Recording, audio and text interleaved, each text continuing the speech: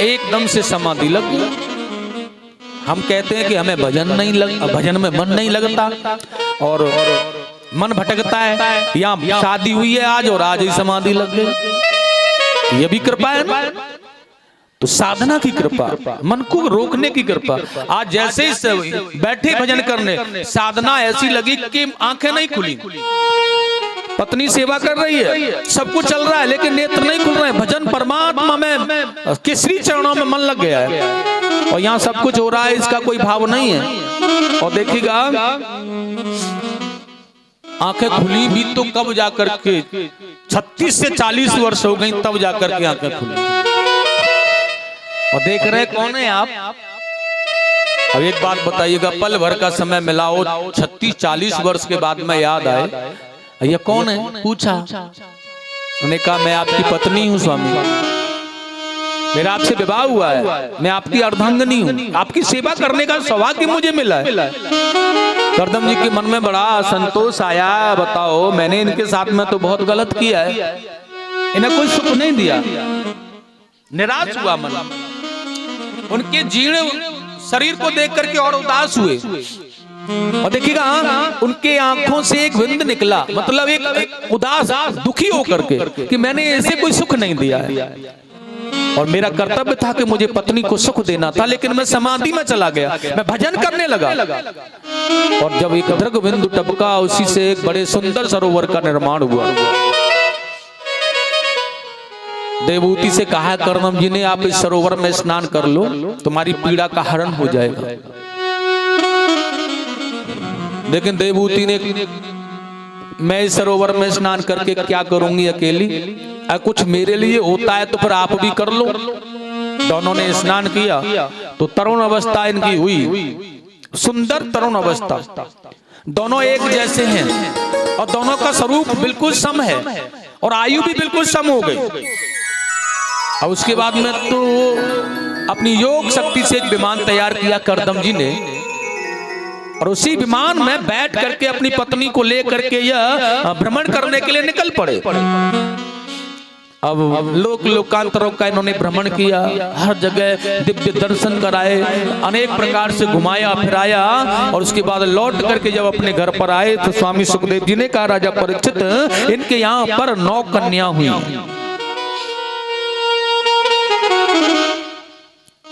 9 कन्या, ये नवदा भक्ति का रूप होती है कन्या। इसके अंदर 9 भक्ति होती है। कन्या के अंदर 9 प्रकार की भक्तियां होती हैं और वह सारी भक्ति बड़े अच्छे भाव से करती। भक्ति स्वरूपा तो यह है जन्म से। और उसके बाद में देखिएगा जब 9 कन्या हुई हैं तो बड़ा सुंदर भाव, बड़ा आनंद, बड़ी सुंदर सेवा, माता पिता को बड़ा आनंद लगता है। लेकिन उसके बाद में मन आया कि पुत्र भी होना चाहिए, इन बहनों का भाई होना चाहिए। तो कर्दम जी को तो वरदान है, अब कन्या क्यों हुई? वरदान था भगवान के आने का, क्यों नहीं मिला? क्योंकि देवहूति का कोई संकल्प, कोई भाव नहीं था ना, परमात्मा कैसे आए। इसलिए देवहूति ने फिर तपस्या की बहुत वर्षों तक, और उनकी तपस्या से प्रसन्न होकर के भगवान आए। भगवान ने कहा क्या चाहिए बताओ? देवहूति ने कहा आपके जैसा पुत्र चाहिए, बाकी तो सब ठीक है। भगवान ने कहा वो तो मैं पहले तुम्हारे पति को वरदान दे चुका था, लेकिन तुम्हारे भजन करने की, तुम्हारी आस्था की कमी थी। भगवान ने कहा ठीक है, मेरे जैसा तो फिर मैं ही हूं और मैं अवश्य तुम्हारे यहाँ आऊंगा। और वही समय था कि आने वाले समय में देवहूति कर्दम से जो पुत्र हुआ उसका नाम था कपिल, जो भगवान नारायण का स्वयं साक्षात स्वरूप था, भगवान कपिल। तो एक बार बोलेंगे प्रेम से, कपिल भगवान की जय। ये साधना से युक्त थे। देखिएगा इसमें साधना कर्दम की भी थी और इसी में साधना देवहूति की भी है। इसलिए ब्रह्मचर्य का पालन करते हुए साधना युक्त ही पुत्र रहा आजीवन, विवाह नहीं किया उसने, और केवल बड़े आनंद में बैठ करके योग क्रियाएं करता है। बचपन से ही साधना युक्त है, भजन ही करता है, ऐसा पुत्र है यह कपिल। लेकिन उसके बाद में तो पिताजी को चिंता होने लगी है कि भाई हमारी पुत्रियों की शादी कैसे हो। तभी ब्रह्मा जी 9 ऋषियों को लेकर के यहाँ पर पधारे हैं। स्वामी सुखदेव जी ने कहा है, ब्रह्मा जी ने एक करदम जी के मन को जान करके कहा है कि तुम्हें अपनी पुत्रियों के विवाह की जो चिंता है ना, उसकी चिंता तुम्हें नहीं करनी है। उसके लिए मैं योग्य वर लाया हूं ढूंढकर, और उन्हीं योग्य वरों के साथ में 9 कन्याओं का विवाह हुआ है। मैं आपको बता दूं इसमें कौन कौन सी कन्या किस किस को अर्पण की गई है। अत्रि ऋषि जो हैं उन्हें अनुसुईया माता माने अनुसुईया नामक उनकी कन्या दी है, जो आज भी धर्म के लिए और प्राथमिक धर्म का पालन करने में नारियों में श्रेष्ठ आती हैं, सबसे प्रथम। और उसके बाद में वशिष्ठ जी उन्हें अरुंधति नामक पुत्री दी। मरीच को कला अंगिरा से श्रद्धा का विवाह हुआ है। पुलस्त को हरबुबी नाम की कन्या, पुलव को गति, क्रिया को क्रतु, भृगु को ख्याति, अर्थवा को शांति नामक कन्या दी। जिस योग्य जो वर था, जिस पुत्री के योग्य, उसी प्रकार से उनका चयन किया माता पिता ने और उसी प्रकार से अर्पण किया। और बहुत सुंदर भाव में आज अपनी पुत्रियों का विवाह करके उन्हें घर से विदा किया है और वह अपने घर के लिए चली गई। पहले के जमाने में ना ऐसा समभाव होता था, ऐसे योग्य वर्ग का चयन किया जाता था कि जिससे पुत्री को कभी भी किसी भी समय दुख व्यापे ही न। तो माता पिता की कोई टेंशन, कोई भी समस्या नहीं रहती थी, सब खत्म। क्योंकि माता पिता को समस्या तो तभी रहती है ना जब पुत्री परेशान हो, पुत्र परेशान हो, तो उन्हें कहीं ना कहीं पुत्री के लिए बहुत ज्यादा दुख होता है कि अगर वो पुत्री परेशान है, दुखी है तो क्यों है। तो उस जमाने में इतनी निष्ठा, इतना भाव था कि योग्य वर्ग का जब चयन होता था तो उसमें फिर कोई विघ्न नहीं आता था, और विघ्न नहीं आता था तो परिवार में कुशल होने के कारण उस पुत्री को मायके की कभी याद नहीं आती थी। इसलिए उसका सर्वस्व जो होता था वही होता था। और माता पिता ने भी सोच लिया पुत्री कुशल है, कोई परेशानी नहीं। करदम जी के मन में आया बेटा भी परिपूर्ण है, विवाह नहीं कर रहा है वो अलग बात है, लेकिन योग्य हो गया है, तो अब मुझे सन्यास ले लेना चाहिए। ये विचार करके आज अपने पुत्र के पास में पहुंच ही गए। जाकर के कपिल से कहा बेटा मैं सन्यास लेकर के जाना चाहता हूं, मुझे सन्यास लेना है। तो देखिएगा आज करदम जी ने बड़ा सुंदर कहा है पिताजी, काम्यानां कर्मणां न्यास संन्यासम कबयो विदुः। ये संसार में संन्यास से बढ़कर के फिर कोई और दूसरा कर्तव्य और कर्म नहीं रहता। इसलिए पिताजी अगर तुम्हारा मन संन्यास के लिए बन रहा है तो शीघ्र करो, कल जाना है ना तो आज ही चले जाओ।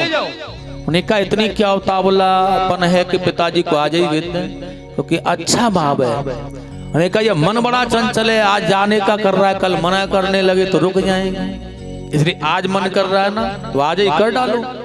इसलिए अच्छे काम के लिए किया है, इससे बड़ा धर्म, इससे बड़ा कर्म कोई नहीं है। जब जीवन से पर्याप्त खुशियां प्राप्त हो जाएं और जीवन प्रसन्नता की ओर बढ़ जाए, अपने कर्तव्य कार्य से हम निपुण हो जाएं, तो फिर हमें कर लेना चाहिए। और वही बड़े सुंदर भाव में देखिएगा आज आकर के अपनी पत्नी से यह परामर्श करने लगे हैं कि मुझे सन्यास लेकर के अब जाना है, और मैंने तुम्हें कहा भी था एक पुत्र होने के बाद सन्यास लूंगा, तो अब मेरा समय आ गया, मैं सन्यास लेना चाहता हूं। तो पत्नी रोने लगी, आप सन्यास लेकर के जाना चाहते हैं तो ठीक है, फिर मैं भी चलूं साहब, मैं भी सन्यास ले लूंगी, मुझे भी सन्यास लेना है।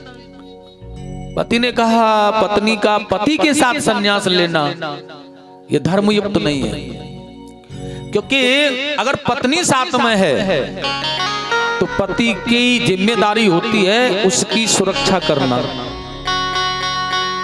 तो वह सन्यास नहीं बन पाएगा। साधना से सन्यास नहीं, कर्म भी कहता है अगर पत्नी साथ में है तो पति का कर्तव्य है उस पत्नी की सुरक्षा अपने प्राणों का बलिदान देकर भी करे, तो ही धर्म का पालन कर सकता है। और मैं इस तरह से सन्यास लेकर के फिर भगवान को नहीं पा पाऊंगा, क्योंकि मेरे मन में तुम्हारी सुरक्षा का ख्याल होगा दीदी, इसलिए तुम यहीं रहो। देवहूति ने कहा मैं यहाँ कैसे रहूंगी, संसार में जिस नारी का पति नहीं होता उसे किस दृष्टि से देखता है जी? संसार में क्या होती है उसकी प्रधानता, आप यह जानते हो ना? जैसे बड़ा सुंदर कहा है बाबा ने यहाँ पर, प्राणनाथ तुम बिन जग माही, प्राणनाथ तुम बिन जग माही। ऐसे बाबा तुलसीदास जी ने यह बड़ा सुंदर भाव जो दर्शाया है, जब भगवान राम बन के लिए जा रहे हैं ना, माता सीता ने यह कहा है, प्राणनाथ तुम बिन जग माही, प्राणनाथ तुम बिन जग माही,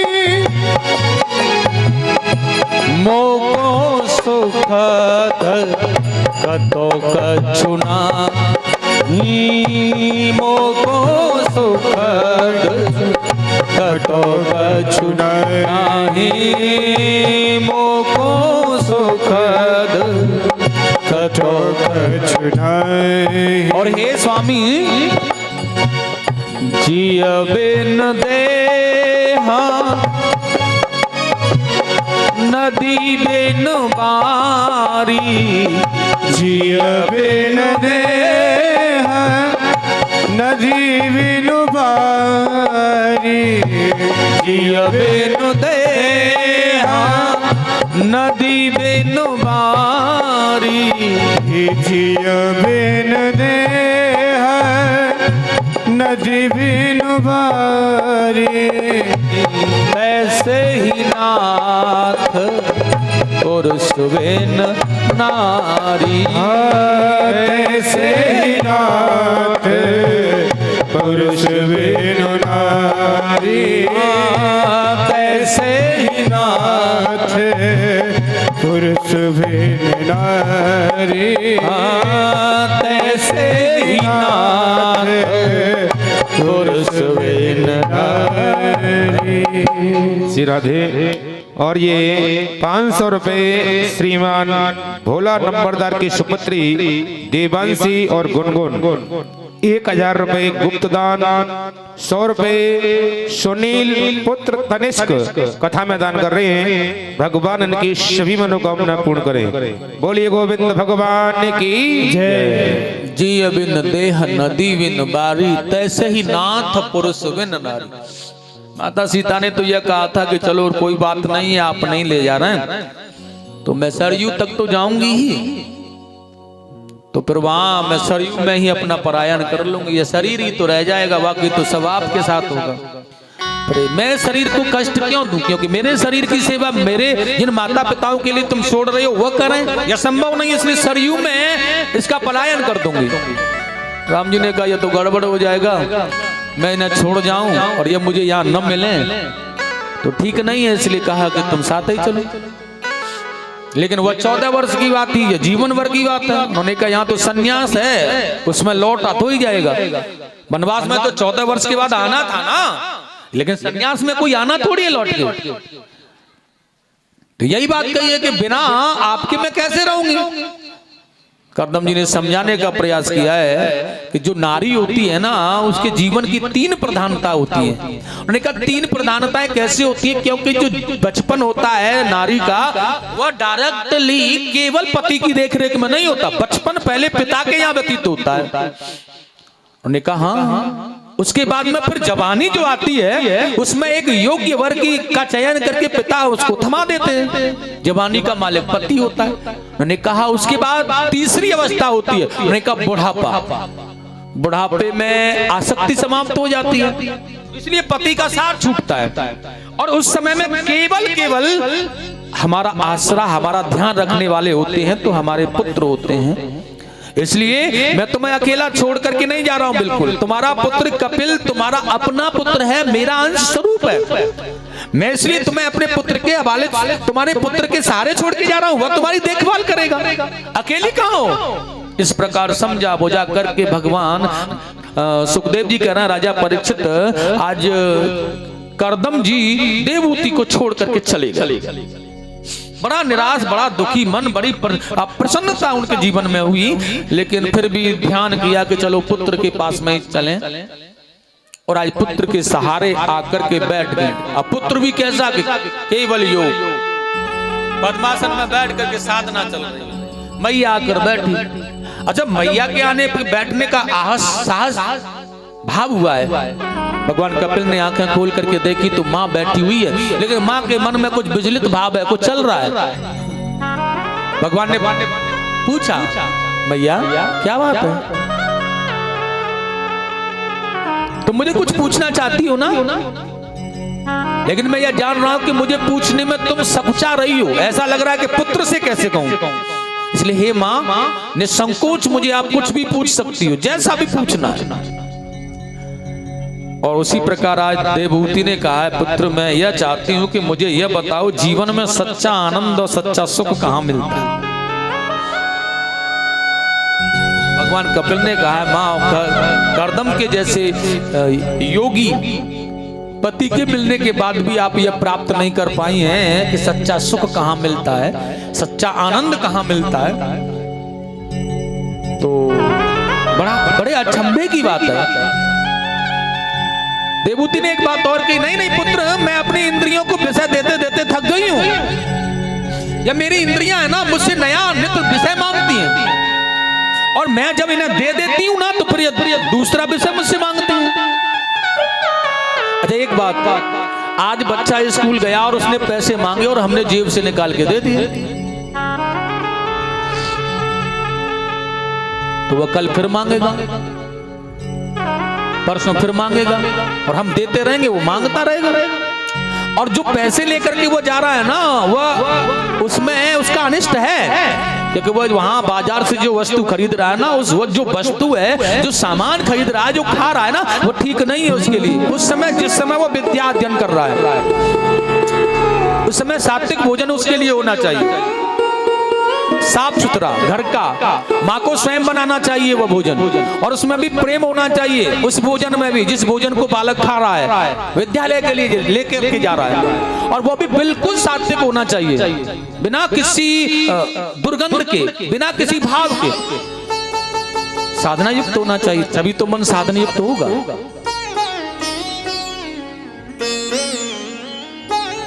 भगवान कपिल ने कहा, मां, इसलिए तुम्हें अपने आनंद रूपी जीवन की खोज में अगर सत्य और नित्य आनंद की प्राप्ति करनी है ना, तो मां, आनंद तो हमारे पास में झलक रहा है, लेकिन हम उसे ढूंढ नहीं पा रहे। इसलिए उसके लिए मैया आपको एक सतगुरु की आवश्यकता होगी, तब वह सच्चा आनंद मिलेगा। देवभूति ने कहा, किसे गुरु मनाऊं? संसार में मुझे कोई गुरु नहीं दिख रहा है, कौन मुझे ज्ञान देगा? कपिल भगवान ने कहा, इसका मतलब है कि तुम सबसे बड़ी पापनी हो, इसलिए तुम्हें गुरुओं का दर्शन नहीं हो रहा है। अपने आप में जो गुरु बन करके बैठा है ना, उसे गुरु नहीं मिलता कभी। सबसे बड़ी पापनी हो आप, क्योंकि माता देवभूति कह रही कि मुझे उपदेश कौन करेगा? जिसका कपिल के जैसा पुत्र हो, कर्दम के जैसा पति हो, उसे कोई उपदेश कर सकता है, ऐसा भाव। और जो अहंकार, ऐसा भाव जब मन में आता है, परमात्मा उसे कभी भी सतगुरु का ज्ञान नहीं दे पाते। भगवान कपिल ने कहा, सबसे बड़ी पापनी हो तुम। देखिएगा, कोई भी मोह नहीं है यहाँ। एक माँ को कह रहे हैं भगवान कि सबसे बड़ी पापनी हो आप, क्योंकि तुम्हें गुरु का दर्शन नहीं हो पा रहा है। चलो मान लिया कि हमें संसार में नहीं मिल रहा है, तो पुत्र तो है जो अपना है, या फिर पति तो है जो अपना है, जो हमें सत्ज्ञान दे सके। अगर संसार से हम नहीं पाना चाहते हैं, नहीं मिल पा रहा है, क्योंकि हमें जो गर्व है, जो अहंकार है, वो पुत्र का और पति का ही तो है, इसलिए तो नहीं ढूंढ पा रहे हम सतगुरु को, इसलिए तो नहीं पा रहे। भगवान कपिल ने कहा है, मां, सदगुरु को प्राप्त करना है ना, तो सद बुद्धि का प्रयोग करना होगा। और हे मैया, क्योंकि गुरु का मतलब होता है गु माने अंधकार, रू माने प्रकाश, मतलब शरीर रूपी वासना का त्याग करके रू रूपी प्रकाश की खोज कर लेना उस शरीर से, उस अंधकार से। यह शरीर क्या है? यह अंधकार है। और इस शरीर रूपी भाव से केवल अंधकार युक्त हम हो रहे हैं। ये करना, वो करना, यहाँ जाना, वहां जाना, ये होना, वो होना, सब अंधकार में जीवन है। और इसी अंधकार में से हमें प्रकाश ढूंढना है, उसी परम तत्व को खोजना है। तो वह रूह के द्वारा खोजा जाए। हे माँ, इसलिए हमें वो प्रकाश देता है, और वो प्रकाश होने से अंधकार लुप्त होता है। संसार का जो जीवन का अंधकार है ये लुप्त होगा, हमें प्रकाश दिखने लगेगा, हम उसी मार्ग पर चल पड़ेंगे। क्योंकि प्रकाश ही प्रकाश जब होता है तो अंधकार को लुप्त होना ही पड़ता है, यह सत्य है। लेकिन माँ, आपका जो भाव है ना वो बिल्कुल ऐसा है जैसे कि एक बच्चे का होता है। वो माटी का खिलौना बनाता है और खेलता है, खेलने के बाद में जब घर जाता है ना उसमें लात मारता है, और लात मार के उसे बिगाड़ देता है और घर चला जाता है। इसलिए ठीक मानव का, ठीक हमारा वैसा ही सिस्टम है, हम समझ नहीं पा रहे हैं। कितनी मेहनत की, कितनी मेहनत से बनाया, कितनी मेहनत से, और खेले कूदे बड़ा आनंद लिया और अपने आंखों से फोड़ दिया, तबाह कर दिया। इसलिए हे माँ, जानत पाप करत कल्याणा, और लोगों ने राम खिलौना जाना, भगवान को खिलौना मान लिया। भगवान क्या है? खिलौना। भगवान कपिल कहते, माँ, किसी राजा के पास में एक बकरा था।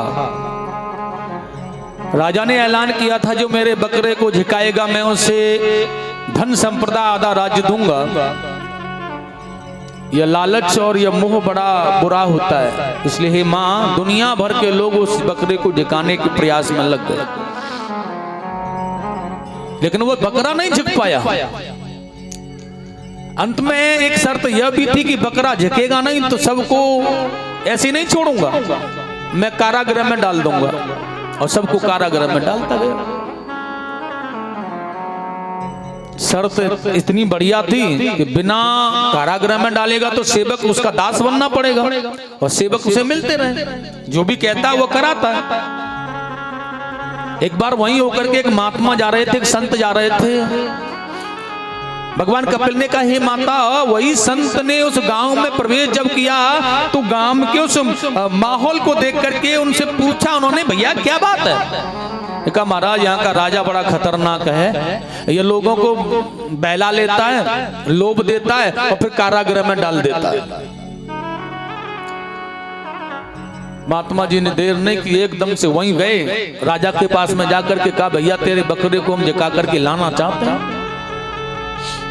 राजा ने वो शर्त उनके सामने भी रखी, अगर बकरा नहीं झुका तो मैं जाने आपको भी नहीं दूंगा। महात्मा जी ने कहा, ठीक है, मत जाने देना, हमें भजन करना है, तेरे कारागार में भजन अच्छा कर चलेगा।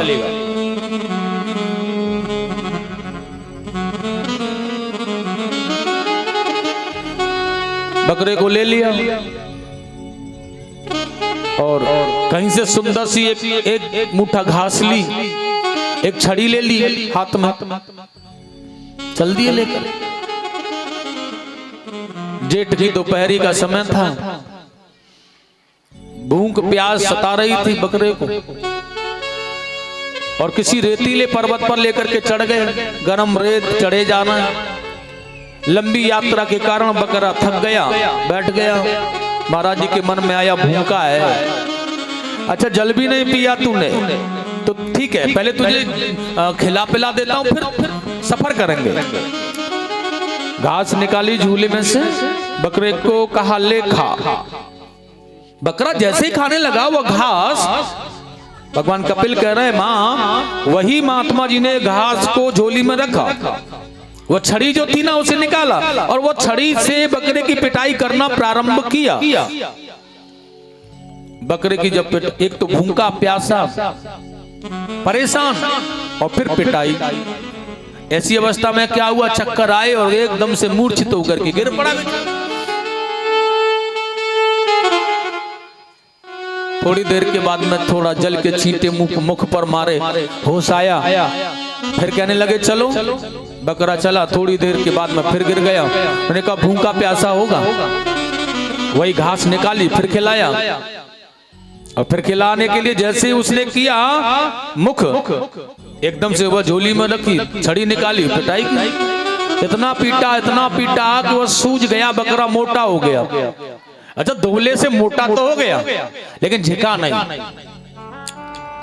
फिर बेहोश होकर गिर पड़ा। अब थोड़ा सा छींटे फिर लगाए जल के, फिर होश आया। बकरे के मन में यह विश्वास हो गया कि अब जीवन मेरा शेष नहीं है और ये मार डालेगा। ऐसे तो थोड़ी देर में प्राण निकल जाएंगे। भूखा प्यासा, पिटाई, धूप गर्मी, सब करना क्या चाहिए। अब बकरे ने विचार किया, सोचा कि करना क्या है, मेरी समस्या क्या है यहाँ। उसके मन ने एक आग्रह, महात्मा जी ने फिर वही झोली में हाथ डाल के कहा, ले खा। बकरे ने सोचने में देर नहीं की है कि यही समस्या का कारण बना हुआ है खाना। अगर यह छोड़ दिया जाए ना, क्योंकि जब मैं खाना चाहता हूं यह खाना मिलता नहीं है, फिर पिटाई होती है। अगर मैं इस खाने को छोड़ दूं तो शायद मैं बच जाऊंगा। और जैसे ही उसने मुख नहीं किया खाने की तरफ, तो महात्मा जी ने पीटा नहीं। बात बिल्कुल सही है। और जब पिटाई नहीं हुई तो बकरा ठीक रहा, सफर भी हो गया। अब इसी प्रकार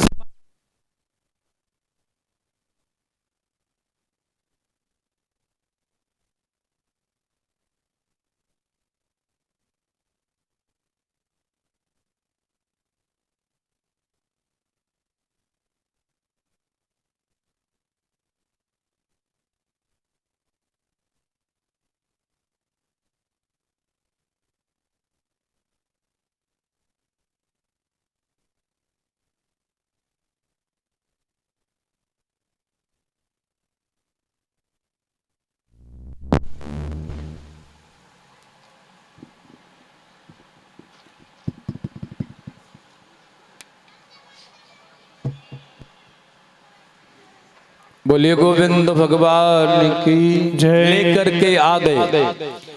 बाबा ने कहा राजा से, बकरा देख लो जिग गया है।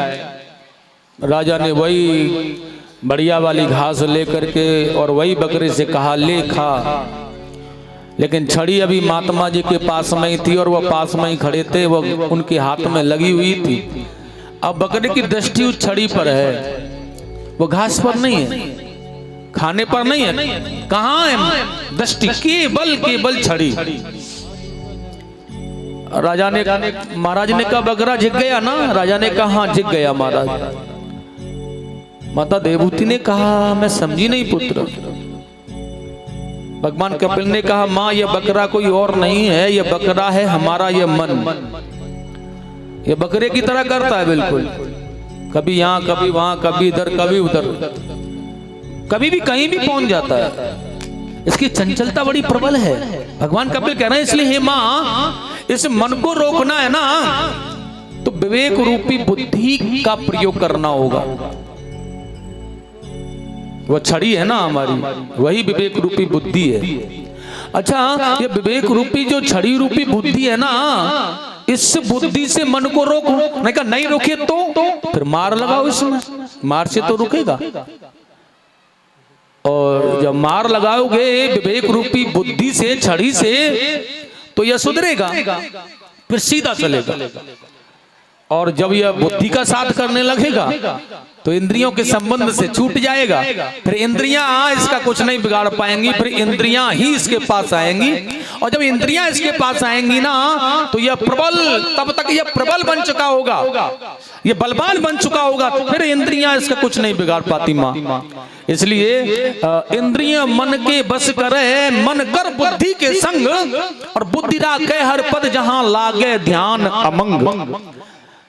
इसलिए मन को इंद्रियों के पास मत भेजो। भगवान कपिल कह रहे हैं मां जब यह मन इंद्रियों के पास जाता है तो यह जीवन में दुखी ही होता है केवल। इसलिए इंद्रियों को मन के पास लाने का प्रयास करो, मन को बुद्धि के साथ में रखो हर पल बुद्धि के साथ। और जब यह मन बुद्धि के साथ में रहेगा ना तो अच्छा करेगा, गलत व्यक्तियों के साथ रहेगा गलत काम करेगा, अच्छे व्यक्तियों के साथ रहेगा अच्छा मन बनेगा। इसलिए इस मन को सुंदर बनाना।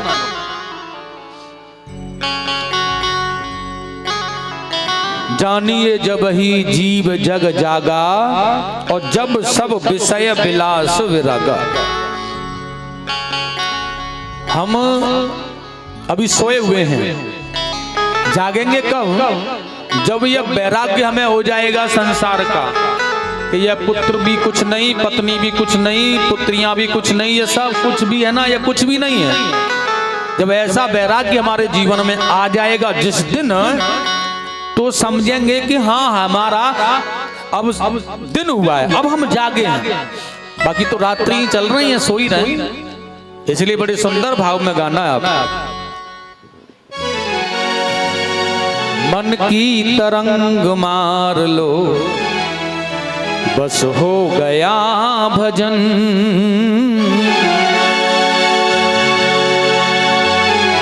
आदत बुरी संभाल लो बस हो गया भजन। मन की तरंग मार लो बस हो गया भजन। मन की तरंग मार लो बस हो गया भजन। ओ मन की तरंग मार लो बस हो गया भजन। मन की तरंग मार लो बस हो गया भजन। आदत बुरी सुधार लो बस हो गया भजन। आदत बुरी सुधार लो बस हो गया भजन।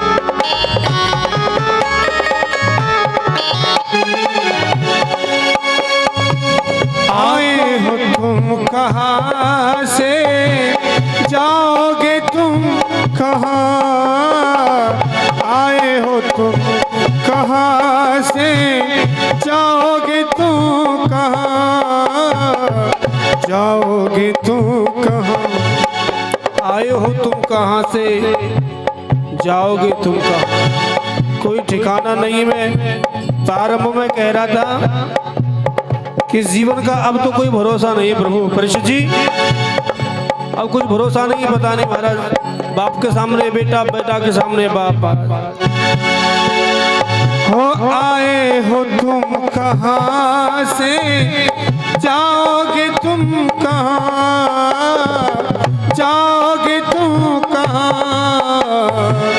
जाओगे तुम, कहाँ इतना ही विचार लो, इतना ही बस विचार लो बस हो गया भजन।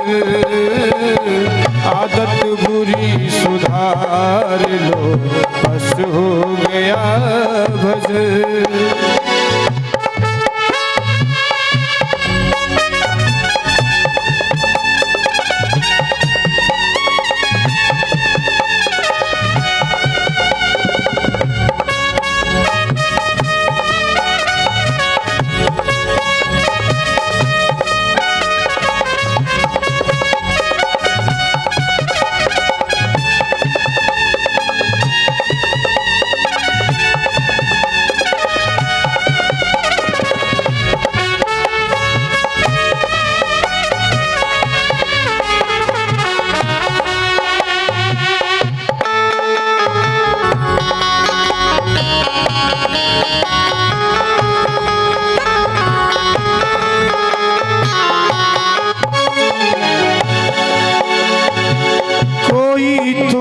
बुरा कहे तुम सुनकर,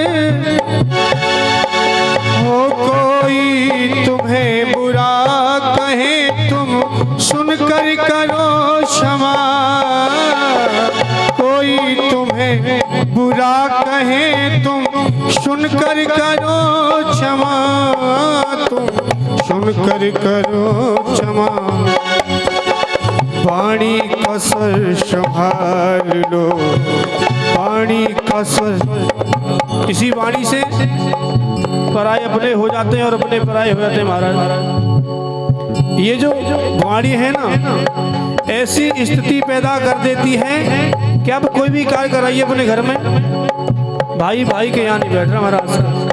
मैं कह रहा हूँ कि बाप तक की नौबत है कि बाप बेटे के यहाँ नहीं बैठ रहा महाराज, बेटा बाप के यहाँ नहीं बैठ रहा इस वाणी से। हाँ कोई तुम्हें बुरा कहे तुम सुनकर करो क्षमा, तुम सुनकर करो क्षमा। अरे वाणी का स्वर संभाल लो, वाणी का स्वर संभाल लो, बस हो गया भजन, आदत बुरी सुधार लो, बस हो गया भजन, आदत बुरी सुधार लो, बस हो गया भजन, आदत बुरी सुधार लो, बस हो गया भजन। मन की तरंग मार लो, बस हो गया भजन, मन की तरंग मार लो।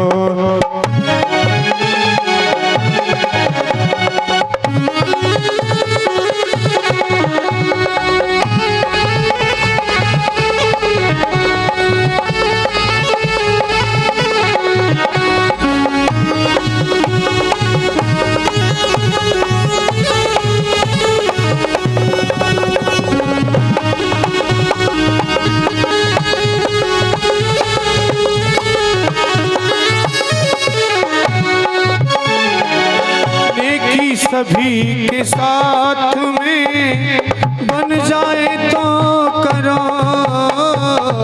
नेकी।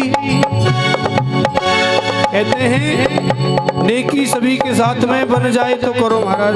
अगर हम इस लायक हैं कि दूसरे की सहायता कर सकते हैं तो हमें अवश्य करनी चाहिए महाराज। किसी की गरीबी या किसी की विपत्ति देखकर हमें उसका मजाक उड़ाना चाहिए महाराज। अगर अपने अंदर ये गांठ बांध ली तुमने कि किसी की गरीबी या किसी की परिस्थिति देखकर तुमने मजाक उड़ाया तो महाराज भगवान तुम्हें कभी क्षमा नहीं करेगा। होने की सभी के साथ में बन जाए तो करो नेकी, सभी के साथ में बन जाए तो करो, बन जाए तो करो।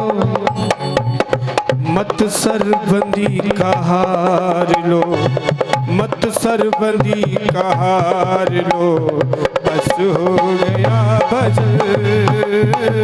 मत सरबंदी का हार लो, बस हो गया भजन। आदत बुरी सुधार लो, बस हो गया भजन।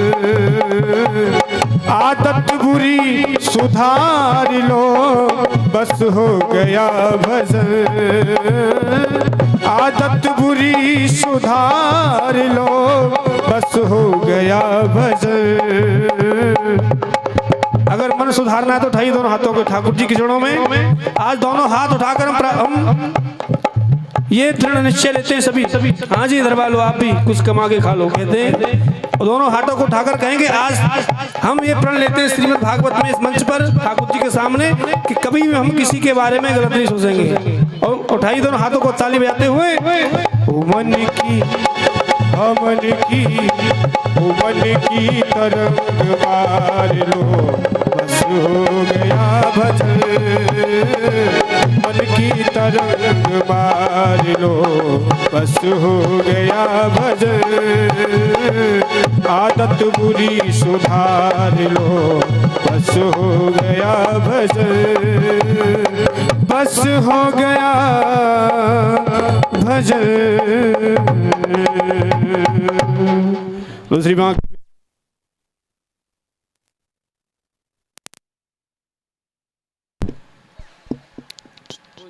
बोलिए वृंदावन बिहारी लाल की जय। भगवान कपिल ने कहा है माँ अगर इस प्रकार से अपने जीवन को सत्य पर ढालने का हम प्रयास करेंगे तो हो सकता है कि आनंद की अनुभूति प्राप्त हो, सच्चे आनंद को हम पाएं। वाकई जो आनंद समाप्त होता है उसे तो हम पा ही रहे हैं। इसलिए हे माँ, जो नित्य प्रति नवनीत रहे ऐसा आनंद और जो नित्य नवनीत सुख रहे ऐसा सुख तो केवल एक ही अवस्था में प्राप्त हो सकता है, परमात्मा की श्री रज प्राप्त हो, परमात्मा में के चरणों में मन लग जाए तो। अच्छा, उसके बाद जब तक यह मन घर गृहस्थ में, परिवार में और संसार में लगाए, उन्हें कहा तब तक आनंद तो मिलेगा, लेकिन वह सर्वस्व सुख रूपी आनंद नहीं होगा। एक आप उस आनंद को पाकर के कहें कि सुख मिले, नित्य मिले, सुख तो मिलेगा लेकिन नित्य मिले यह संभव नहीं है, यह कोई तय नहीं है। इसलिए नित्य आनंद की प्राप्ति करनी है, नित्य सुख को प्राप्त करना है तो परमात्मा का भजन करना पड़ेगा, उसके अलावा कुछ नहीं तो सोते रहो। इस प्रकार से आज माता देवहूति को समझाने का प्रयास किया और आप देखिएगा सतगुरु को पाने की जिस आस में देवहूति ने कहा है कि मुझे संसार में गुरु नहीं मिल रहा है, आज वही माता देवहूति सत्य ज्ञान रूपी मन को जो प्रसन्न किया है, सुमन बनाया, तो उन्हें दिख रहा है कि जो उपदेश करने वाला है यह साक्षात गुरु बैठा हुआ है और उसी सतगुरु रूपी कपिल को अपना गुरु उन्होंने स्वीकार कर लिया।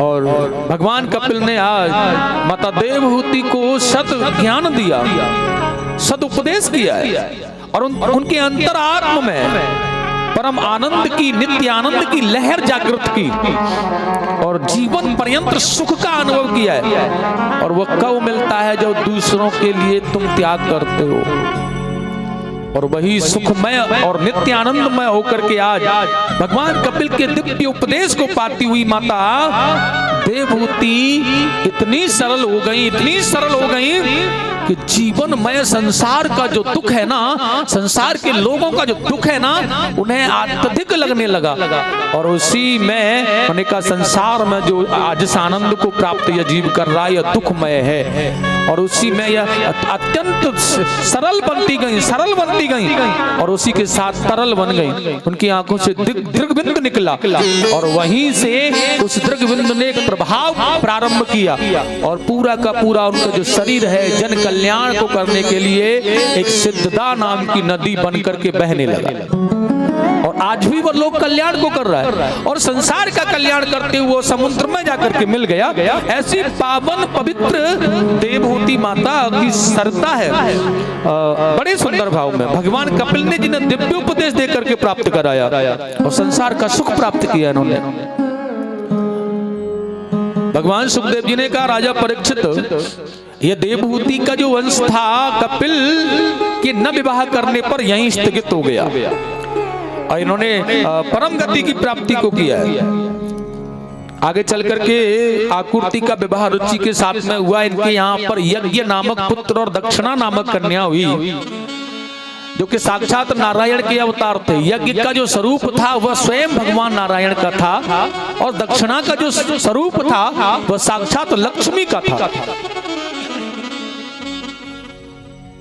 उसके बाद में इनका विवाह हुआ क्योंकि यज्ञ को मनु जी ने प्रसूति गृह से ही गोद ले लिया था। दक्षिणा का पालन आकृति ने किया। आगे चल करके देवताओं की सहमति से जब इनका विवाह हुआ तो इनके यहाँ तोष पुतोष आदि 12 पुत्र हुए। इनके वंशों ने वृद्धि की, बहुत आगे तक गया। और उसी के साथ बताया है इसकी जो इनकी तीसरी कन्या हुई है प्रसूति, इनका विवाह प्रजापति दक्ष के साथ में हुआ है। देखिए इनके यहाँ 16 कन्या हुई हैं जिनमें 13 कन्याओं का विवाह धर्म से हुआ, एक अग्निदेव को, एक पितरों को। एक कन्या थी जिनका नाम था सती। इनका विवाह महादेव माने भगवान भोलेनाथ से हुआ है। एक बार की बात है, पुत्रियों का विवाह करने के बाद सर्वस्व सुख पाने वाले दक्ष ने आनंद को महसूस किया है। ये ब्रह्मा जी के पुत्र हैं, इसलिए ब्रह्मा जी ने दक्ष को प्रजातियों का अध्यक्ष पद दे दिया है, सभी प्रजातियों में अध्यक्ष बना दिया इन्हें। और जब ये पद मिला तो इन्हें थोड़ा सा अहंकार आ गया, अभिमान आ गया, और उस अहंकार के कारण इन्होंने एक बड़ा अपराध किया है। स्वामी सुखदेव जी ने कहा अब इनको यह लगा कि मुझे यह पद मिला है, मैं इस संसार में सबको बताऊं तो सही कि मैं क्या हूं। और उसके लिए तो क्या करना होता है, बड़ा सा कोई कार्यक्रम करना होता है, बड़ा सा यज्ञ कराना या बड़ी सी दावत करनी है घर पर, सबको बुलाना, उससे पता चलेगा कि मैं क्या चीज हूं। और यही किया है दक्ष ने, आज सबको बहुत बड़ा सम्मेलन किया और देवता दैत्य सबको बुलाया गया, सब वहां उपस्थित हैं। लेकिन आज जैसे दक्ष ने सभा में प्रवेश किया है ना, तो सभी ने दक्ष का सम्मान भी किया, खड़े होकर के सत्कार किया, स्वागत किया। लेकिन इस सभा में महादेव भी आए थे, ब्रह्मा जी भी आए, लेकिन साथियों ब्रह्मा जी बैठे रहे आसन पर, दक्ष निकल गया। महादेव भी बैठे रहे आसन पर, वो निकल गया। अब एक दृष्टि तो उसकी गई कि सभी लोग खड़े होकर के मेरा सत्कार कर रहे हैं, ये बैठे ही हैं। मन किया ये ब्रह्मा जी तो पिताजी हैं मेरे, कोई बात नहीं है, चलेगा। लेकिन जैसे भगवान शंकर के पास में दृष्टि गई, एकदम से विचार उत्पन्न हुए इसके, और सोचने लगा ये मेरा दामाद है, मैंने अपनी पुत्री इसको ब्याही है, बताओ ये मेरा सम्मान नहीं कर रहा है, ये तो बिल्कुल भी पाखंडी, ढोंगी, नाना प्रकार से न जाने क्या क्या कहना, इसके अंदर सम्मान की कोई भावना ही नहीं है, यह तो कुछ जानता ही नहीं है। बताओ किस प्रकार बात करनी चाहिए, किस प्रकार से स्वागत करना चाहिए, क्या करना चाहिए। लेकिन यह भूल बैठा है, यह अविनाशी किसके लिए सम्मान करे, किसे आदर करे, ये जानता नहीं है। लेकिन उसी चक्कर में ये भगवान को बुरा भला बकने लगा। मेरी मत मारी गई जो मैंने अपनी पुत्री को इसके लिए विवाह कर दिया। बताओ, न तो कोई घर है, न कोई रहना, कोई ठिकाना नहीं, फूल जैसी मेरी पुत्री, बैरागी बना फिरता है, भस्म लपेट लेता है, वस्त्र भी पहनता नहीं है, गले में उन्नों की माला है, केवल हाड़ मांसों की माला को लटकाए रखता है, सर्प गले में लटके रहते हैं। कैसा व्यक्ति है ये? उस समय मुझे क्या हो गया था, मैंने अपनी पुत्री को इसके साथ विवाह कैसे कर दिया। सुखदेव जी ने कहा राजा परीक्षित, इस प्रकार का जब मन इसका बना और भगवान को जब बुरा भला यह कहने लगा ना, तो भगवान भोलेनाथ का एक गण था जिसका नाम था नंदी, उसने खड़े होकर के इस दक्ष को श्राप दे दिया, मेरे स्वामी के प्रति तुम इस प्रकार का अपशब्द कह रहे हो ना, इसलिए मैं तुम्हें श्राप देता हूं कि तुम्हारा जो मुख है ना, ये बकबक कर रहा है, ये बकरे का हो जाएगा इसी जन्म में। अब जब नंदी ने श्राप दिया तो वहां भी देखिए भृगुवंशी थे, उन्होंने उन्हें श्राप दिया, शिव भक्त बैरागी होंगे, कपट करने वाले होंगे, नाना प्रकार के श्राप की चर्चा चलने लगी, एक दूसरे को बकवास करना प्रारंभ हो गया। बोले बाबा दयावान हैं, इसलिए सभी को लेकर के चले गए। और जब उन्होंने कहा भैया एक तरफ से तो शांति करनी ही पड़ेगी, नहीं शांति नहीं मिल सकती, इसलिए अपने गणों को इशारा किया, भगवान चलने लगे, सारे गण उनके पीछे चले गए, कैलाश पर आ गए, मन को शांति। लेकिन और भजन करने लगे, मन बड़ा शांत है, अशांति निकल गई, जब मन में शांति पैदा की तो, लेकिन यह दक्ष का मन शांत नहीं हुआ। बताओ, मेरा इतना बड़ा अपमान कर दिया इसने, और मैं इसे बदला लूंगा। सठ लोग होते हैं इस प्रकार की जो भावना जिसके अंदर होती है कि आज जो बीत गया है ये यहीं समाप्त हो जाना चाहिए, ये सरल व्यक्तियों की कामनाएं होती हैं। लेकिन उसे याद, आज तो समाप्त समाज ने किया, आज तो समाप्त हो गया, जो भी जैसे भी हुआ, लेकिन उसके दिमाग में वो चलता रहे वर्षों तक, वही सठ होता है। और देखिएगा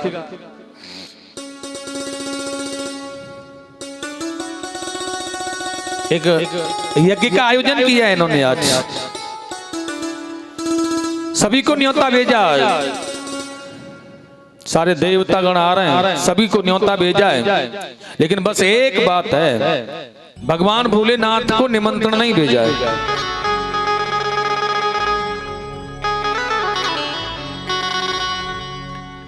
और जब भोलेनाथ को न्योता नहीं भेजा और ये विमान आ रहे हैं कैलाश के ऊपर होकर के, तो माताओं में एक बात बड़ी अच्छी होती है, कहीं से भी कितनी भी दूर से आकर के बैठी हैं यहाँ, उतनी देर में पूरे घर की खबर सुध ले लेती हैं, क्या बना के आई है, क्या करके आई है, क्या खाकर आई है, ननद है घर में, सास है, कौन कौन है, क्या क्या करती है। और हमारी दादी बात तो कहेगी कोई नहीं है भैया, बस दुकान सी करते हैं और उसी से गुजारा चल रहा है अपना अपना काम। ये माताओं के अंदर भाव होता जल्दी। और देखिए उसी प्रकार जब उड़ के जा रहे हैं ना वो विमान, इतने में तो इशारा कर दिया है, कहाँ उसमें बैठी देवियां कह रही हैं आपके पिताजी के यहाँ यज्ञ हो रहा है वहां। और चलते हुए विमानों में से इशारा पा करके आ गई उनके पास, पति से कहने लगी मुझे बताइए आप ये विमान कहाँ जा रहे हैं। पता तो है फिर भी पूछ रही हैं। सती बिलो के व्योम विमाना और जात चले सुंदर विधि नाना। पूछे तब शिव कहे ओ बखानी, पिता यज्ञ सुन कछु हरसान। भोले बाबा से कहा आप मुझे यह बताओ कि यह कहाँ जा रहे हैं, जो विमान जा रहा है यह कहाँ जा रहा है। भोले बाबा ने कहा आपके पिताजी के यहाँ यज्ञ हो रहा है। अच्छा मायके में कुछ हो रहा हो और हमें पता न हो और पता चल जाए तो फिर मन मानता क्या, मन वही होता है।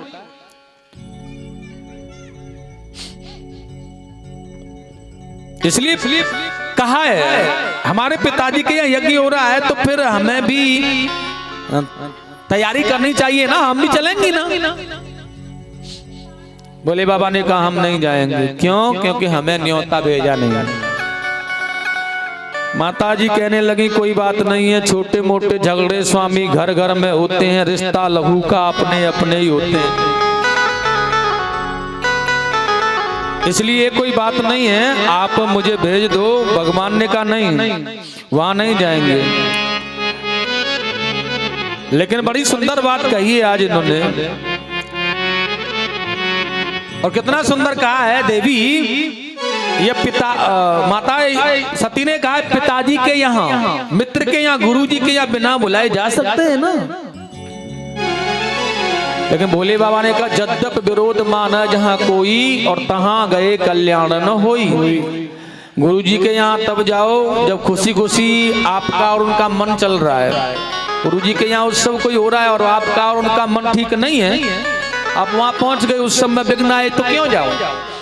अच्छा या फिर पिताजी के यहाँ उत्सव चल रहा है और पिताजी से हमारा मन नहीं मिल रहा है, हमारे जाने पर हमें पता है कि वहां विघ्न आ सकता, तो मत जाओ। इसी प्रकार मित्र के यहाँ भी नहीं जाना। लेकिन अगर पता है कि भूल के कारण हमारे पास सूचना नहीं पहुंच पाई है, लेकिन हमें किसी प्रकार सूचना मिल गई और हमारा संबंध बड़ा अच्छा है, तो फिर बिना ही बुलाए जाओ, फिर मत भूलो। इस प्रकार से देखिएगा माता सती को समझाने का प्रयास किया, लेकिन वह नहीं मान रही और बार बार आग्रह कर रही हैं और मनाने लगे सुनो मेरे पिताजी के यहाँ यज्ञ है। बोले बाबा ने कहा हम नहीं जाएंगे, अगर तुम्हारा मन है तो देख लो। अब मन में आया सती जी के कि पिताजी का यज्ञ है इसलिए कहा है, इसलिए न जा रहे हो, तो बात को बदलने का प्रयास किया है। आपके ससुर जी के यहाँ यज्ञ है, शायद अब चलें, क्योंकि अपनत्व की भावना आ गई ना। लेकिन आज फिर भी मना कर दिया।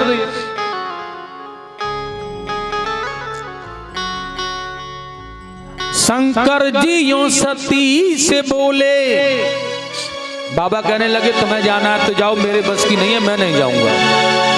और मैं जाऊं तेरे संग ना,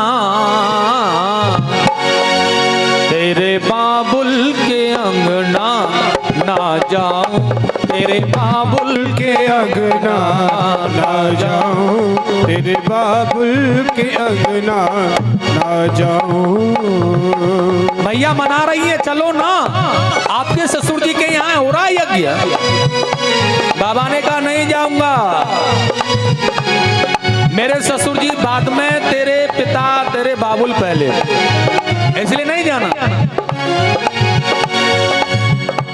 ना जाऊं तेरे बाबुल के अंगना, ना जाऊं तेरे बाबुल के अंगना, ना जाऊं।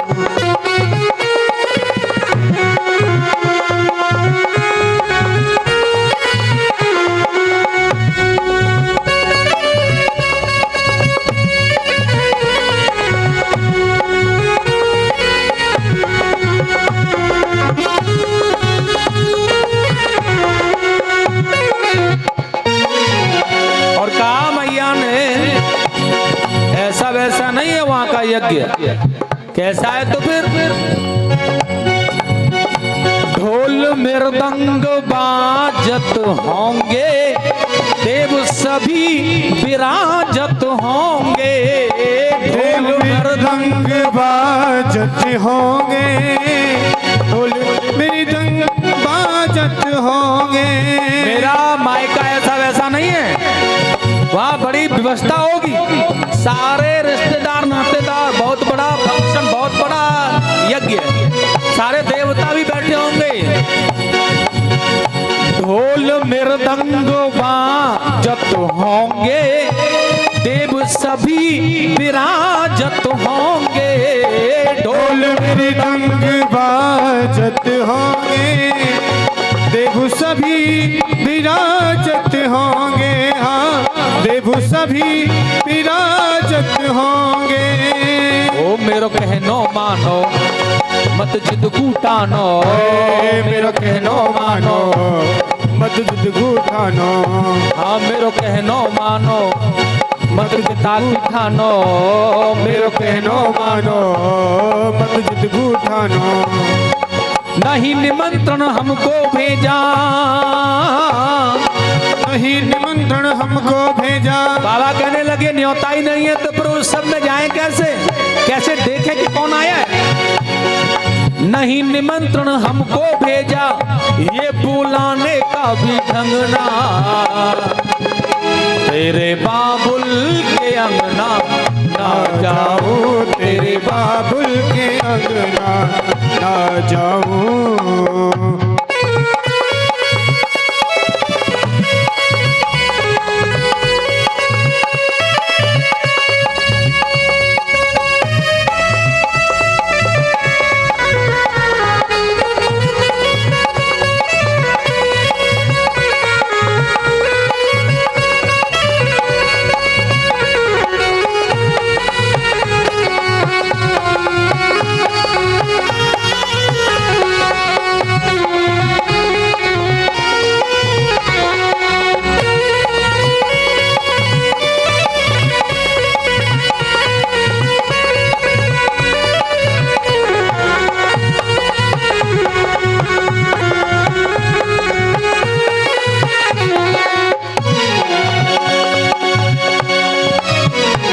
जिद गौरा ने कीनी है भारी, जिद के आगे झुके त्रिपुरारी।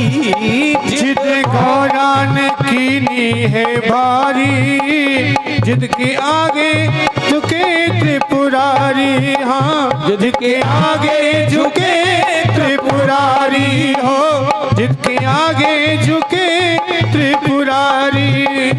मेरो कहनो मानो, मत जिद कूटानो, मेरो कहनो मानो, मत जिद कूटानो। हाँ मेरो कहनो मानो, मत जिद कूटानो, मेरो कहनो मानो, मत जिद कूटानो। हो नहीं निमंत्रण हमको भेजा, हो नहीं निमंत्रण हमको भेजा, बुलाने का भी ढंग ना, तेरे बाबुल के अंगना ना जाओ, तेरे बाबुल के अंगना ना जाऊं, तेरे बाबुल के अंगना ना जाऊं।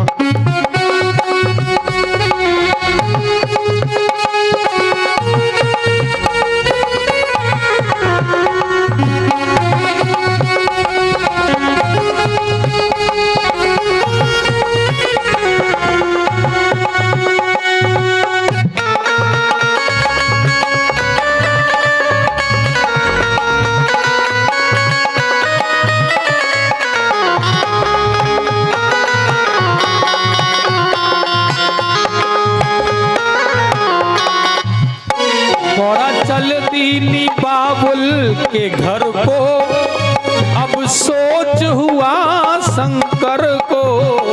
गौरा चल दीन बाबुल के घर को, अब सोच हुआ शंकर को। हाँ, अब सोच हुआ शंकर को।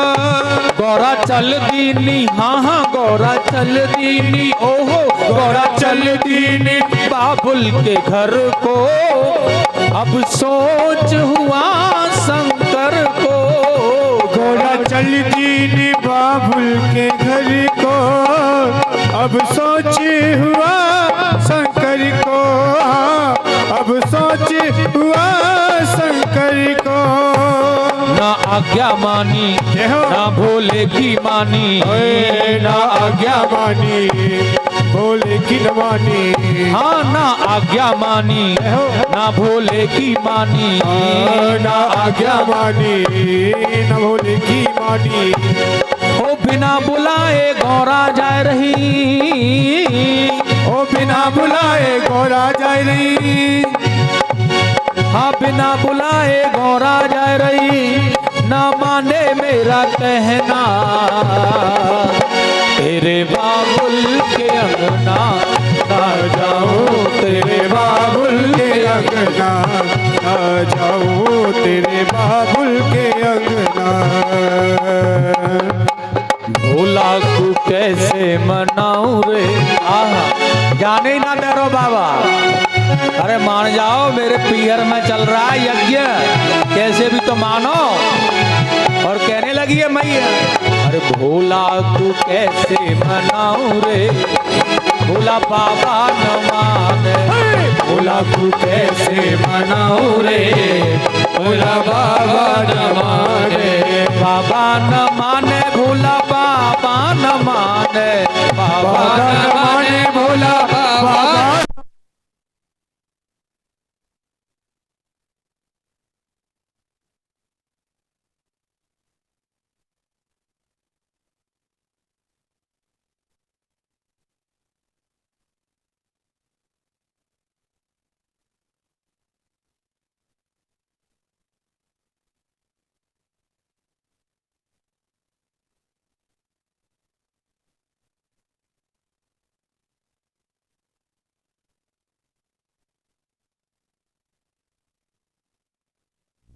मनाऊं रे मेरो भोला न माने, भोला को कैसे मनाऊं रे, मेरो भोला न माने।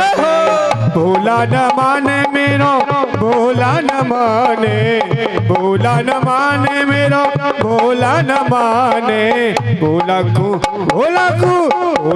कैसे मनाऊं रे, मेरो भोला न माने। भोला को कैसे मनाऊं रे, मेरो भोला न माने। श्री राधे।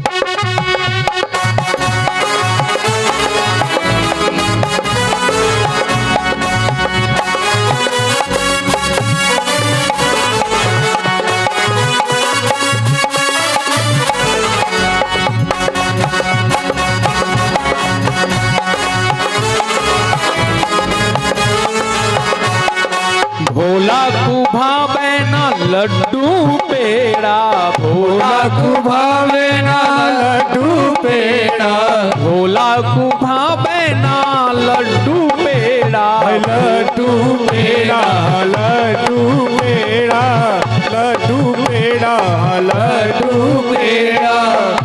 हाँ भांग कहाँ से मंगाऊं रे, भांग कहाँ से मैं लाऊं रे, मेरो भोला न माने। भांग कहाँ से मैं लाऊं रे, मेरो भोला न माने। भोला को कैसे मनाऊं रे, माने, भोला न माने हाँ शंकर न माने, भोला न माने हाँ शंकर न माने, भोला को कैसे मनाऊं रे मेरो भोला न माने, भोला को कैसे मनाऊं रे मेरा भोला न माने। जय हो।